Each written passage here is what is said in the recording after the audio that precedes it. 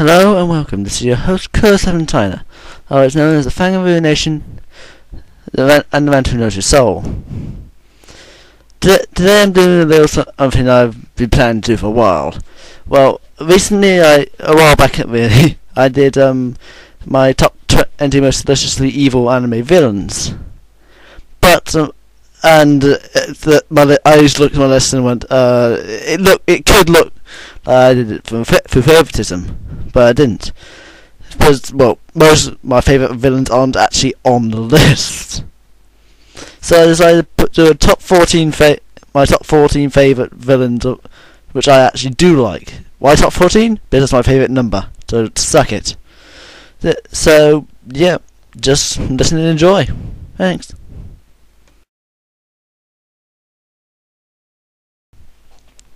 Ian from Mare. Well, I haven't watched Mare in, well, ages, but I really like this character. I really do. I've stopped watching it when the English dub ran out a while back, I think a year ago or so, and haven't gone back. The last thing I saw it was Ian being tortured by the chess pieces, and he's pretty much like Andrew note, and I just feel like he's probably gonna betray them soon. So cool. He's really just mainly a villain because, well, he is pretty much Ginter's rival, really, isn't he? And rivals technically classed as villains, so yeah, that's why he's here. Yeah.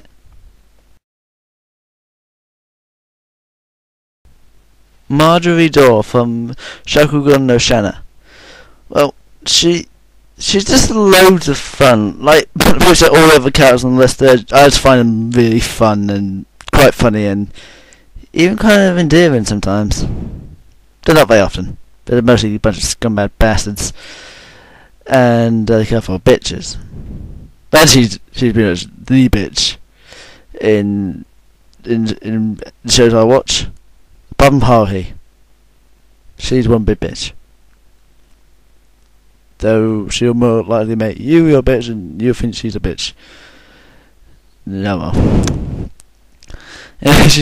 Marjorie Dore is just, well, she kicks ass, and she actually is the wielder of the book, whose name but nickname is the Fang of the Nation, which as it's obvious I nicked that name from there. So yeah, she's just here as well. She's awesome, and the Fang's awesome. So yeah, that's really why she's here. Millie and Ellie from Shaman King. Well, these guys aren't technically villains, are they, though? Well, they're villains for one episode, one episode, and then a few more episodes later, they're in a group. But never mind, but in that one episode they're just awesome. There's hilarious, there's fun, they're just awesome. And they're kind of hot, too. But small ones, I don't remember what both of them look. Don't tell which one's which, though. The smaller one is not cute. Why is he like Lasag? Yeah. Anyway, they're funny, they're cool, they're kind of cool. Well, minorly cool. And they're just fun. Yeah, that's why they're here. Cell from Dragon Ball Z. Well, really it's not really a villain about Dragon Ball Z character, is it? Well, kind of. Normally the only Dragon Ball Z character I ever hear someone talking about is, well, Frieza. So it's Frieza. I really don't care for Frieza much. I don't remember him that well. I don't bother with him really. But Cell was the first real villain I actually liked. I think it was Team Rocket, but they weren't awesome. This guy kicked ass. He was scary, he was awesome, and he was just epic. Yeah. But for badass, just being badass is not the way that to top of my just be one of my favourites. You have to be awesome, cool, and intelligent, and lots of other shit I can't really say. But anyway, that's really why he's here. Douglas Rosenberg from El Trazado de la Bruja. Yeah, this guy is actually one of my favourites. He was on my list. He was on my top 20 list, but I said I actually thought he ruined his character. But I recently went back and watched the anime, and he was just awesome. He just loved fun and stuff like that. Yep.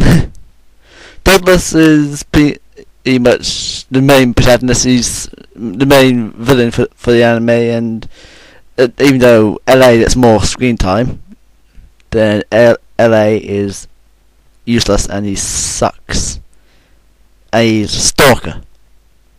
There are some good stalkers in anime, but not this guy. This guy just creeps the shit out of me. Anyway, Douglas is always trying to skip work, and he just does brings up the best lines for it as well. He'd be one moment scary one moment and really funny next moment. So yeah, that's really why it's here.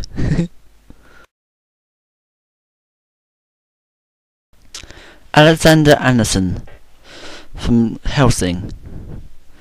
Okay, I don't actually particularly like Hellsing. It's a very poorly made anime. The OVA is supposed to be better. I've got the OVA on my memory stick, but I just need to get round to watching it.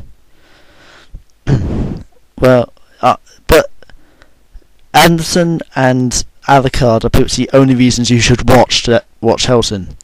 They are awesome.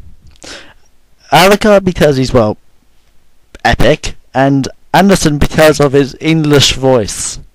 The Japanese dub, skip it. The English dub with Anderson's dialogue, pure gold.